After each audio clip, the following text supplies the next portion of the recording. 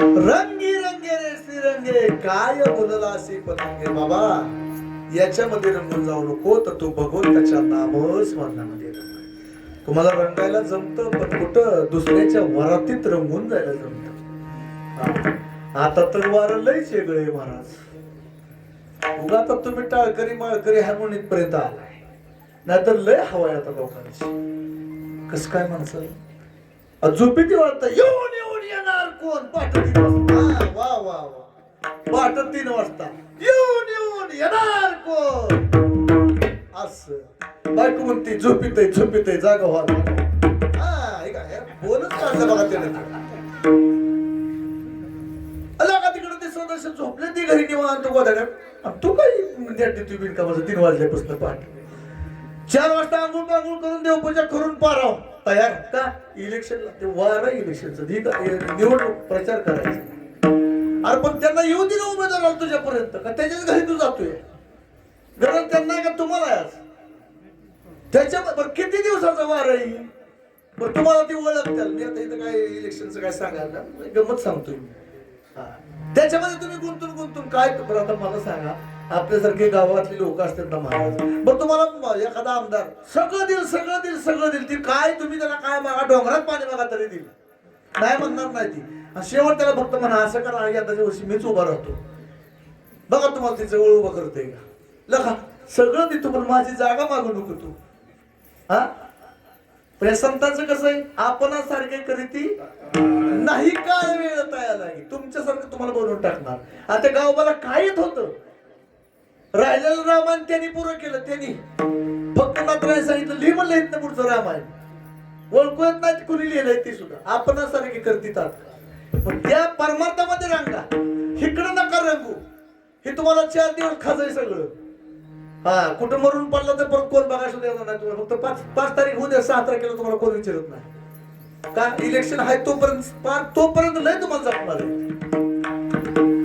हे कायमचं नाही कायमचं काहीतरी तात्पुरतं. त्याच्यामध्ये रंगू नका. रंगायचं त्या भगवंताच्या नामस्मरणामध्ये रंगा. जर समजा आम्ही नाही त्यात रंगलो ह्या शरीराला नटवत बसलो तर आज वैकुंठवासी आमच्या शालंत आहे. जवळजवळ 1 वर्ष झालं आपल्या मधून निघून गेल्या. दिसल्या का परत कोणाला का दिसल्या नाही कारण त्यांचा देहच राहिला नाही ना. देह राहिला तर त्या दिसतील. मग हे शरीर कसं आहे जाणार आहे. हा देह कसा आहे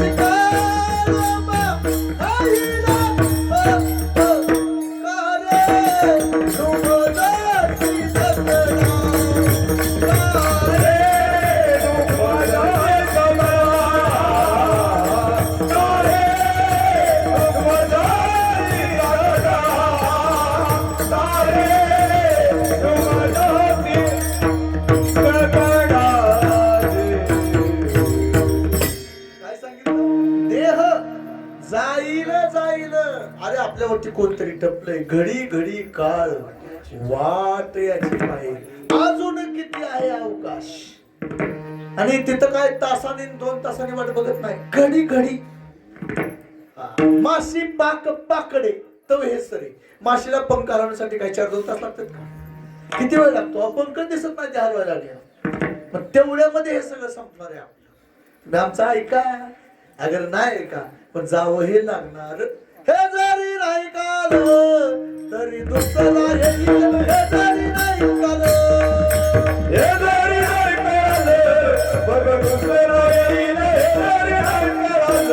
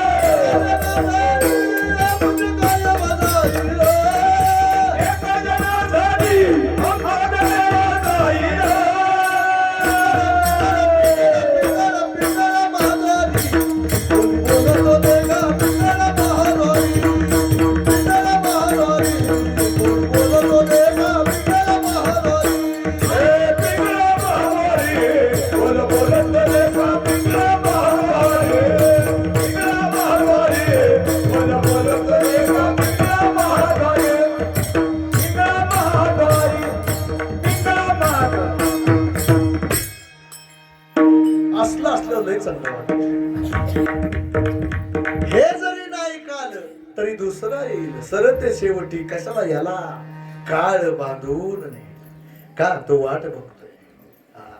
आएगा जब रे बुलावा हरी का, आएगा आएगा आएगा जब रे बुलावा हरी का,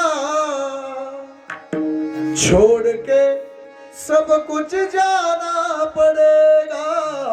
छोड़ के सब कुछ जाना पड़ेगा. जाओ ना.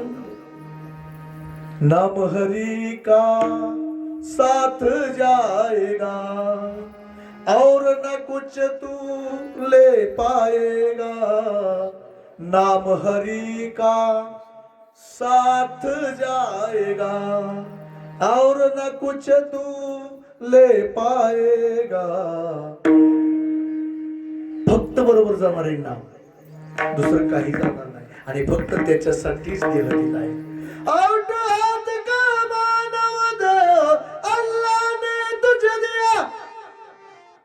आउट हात का मानव दे अल्लाह ने तुझे दिया. पण आम्ही काय केलं? खाया पिया सुख से सोया नाहक जमाना खोया.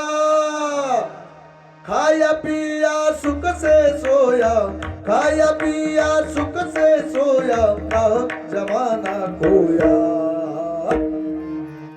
पण त्याच्यासाठी सांगितलं तू बजर मन नारायण, तू बजर मन नारायण, तू बजर मन नारायण, तू बजर मन नारायण.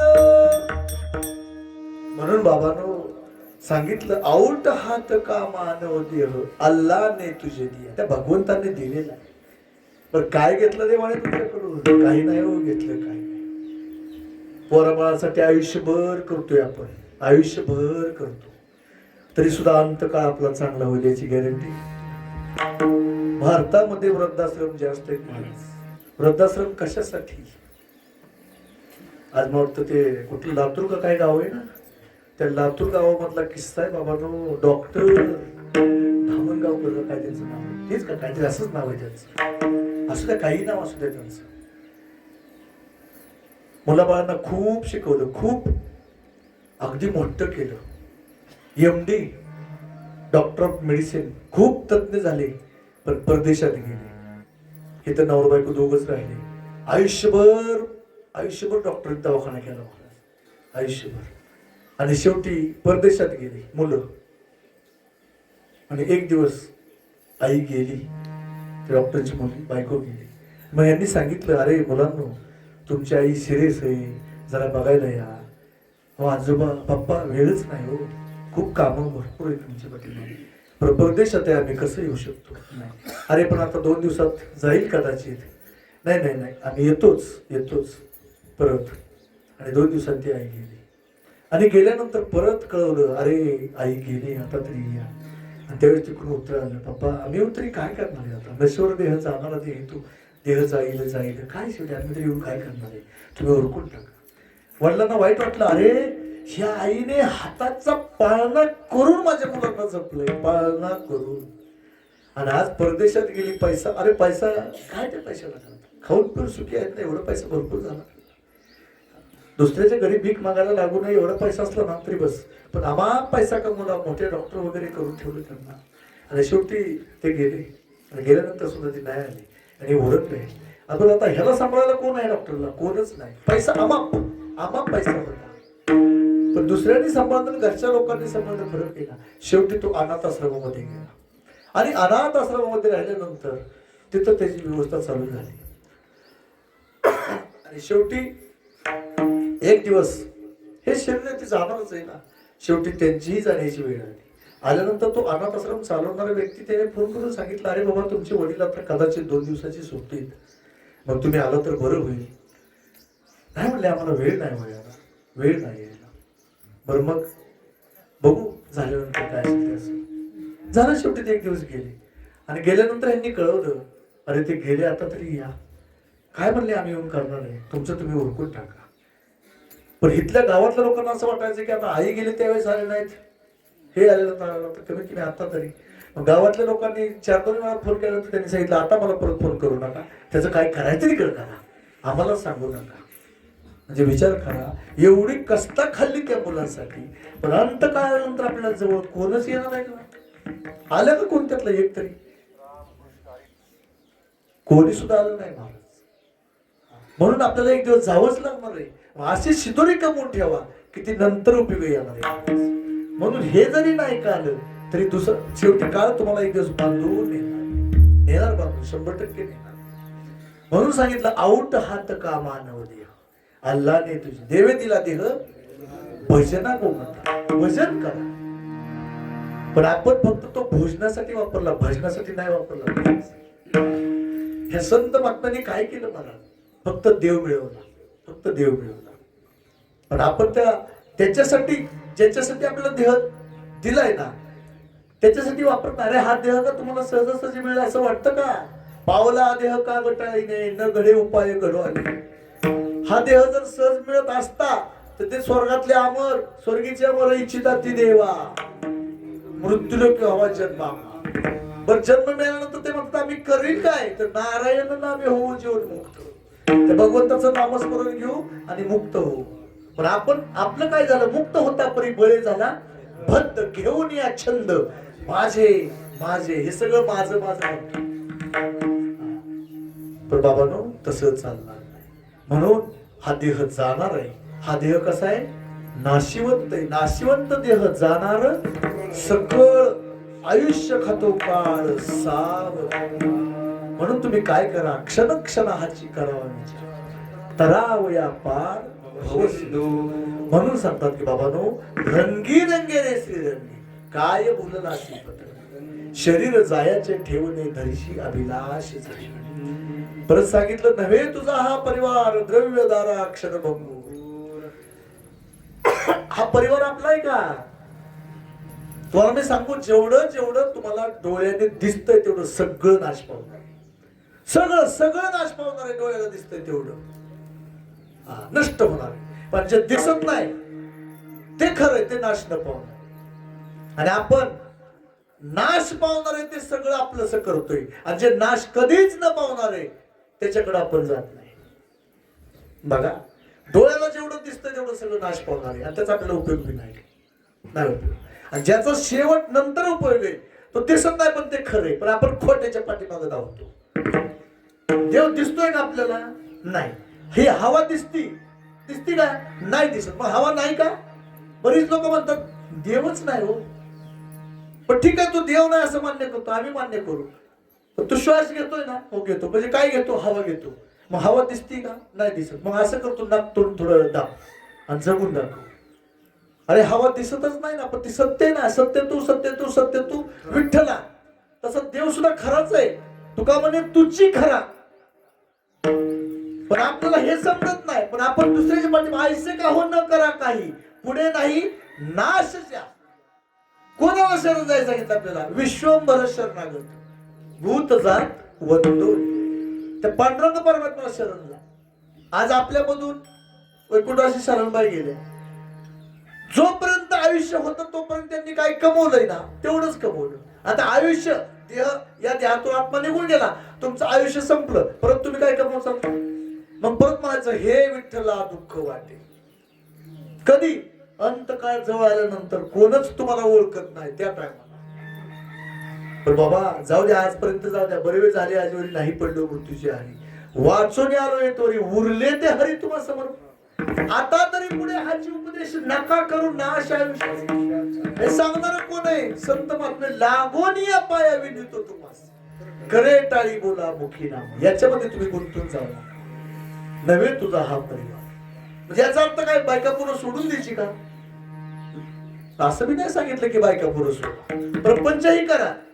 प्रपंच करो ने परमार्थ साधावा. प्रपंच करो ने परमार्थ साधावा. वाचे आळवावा पांडुरंग. प्रपंच करो ने परमार्थ साधा. किंवा असोनी संसारी जीवे वेग करी. अरे तुम्ही कामामध्ये काम काही म्हणा म्हणा. काम करत असाल तुमचं तोंड तर बांधलेलं नाही ना. कसे तोंड मोकळच आहे ना. मग हे बाकीचं काय बोलण्यापेक्षा देवाचं नाव घ्या ना. पांडुरंग ध्यानी पांडुरंग मनी जागृती स्वप्नी पांडुरंग. दिन रजनी हाची धंदा. एकच धंदा करा. काय तर गोविंदाचे पोवाडे. अरे बाबानो, तर देवाचं गोविंद गोविंद गोविंद गोविंद असं तर तुम्ही म्हणाल तर गोविंद गोविंद म्हणा लागली. गोविंद गोविंद गोविंद गोविंद माझ्या मनाला चंद. माझ्या मनाला चंद चंद. माझ्या मनाला चंद. माझ्या मनाला चंद. माझ्या मनाला चंद. आताशी मी घड्याळ बघितलं, मला वाटलं 11च वाजले असते. मला थोडी जादू यायला पाहिजे होती, रघुवीर जादूगारासारखी. 11च्या पुढे घड्याळात जाऊन दिलं नसतं.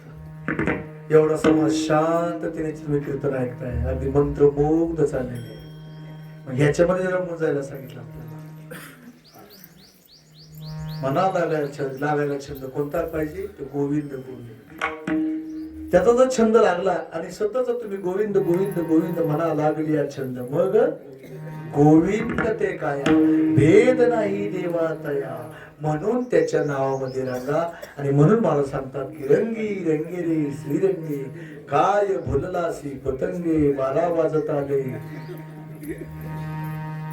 मग त्याच्यामुळे आता जरा स्पीडने घेऊ आणि जमलं तर आता बहुतेक मधलं भजन घेऊच. आता 12:30-1 वाजतील मधलं भजन घ्यायला सोडायचं कीर्तन करते. विठोबा कुमार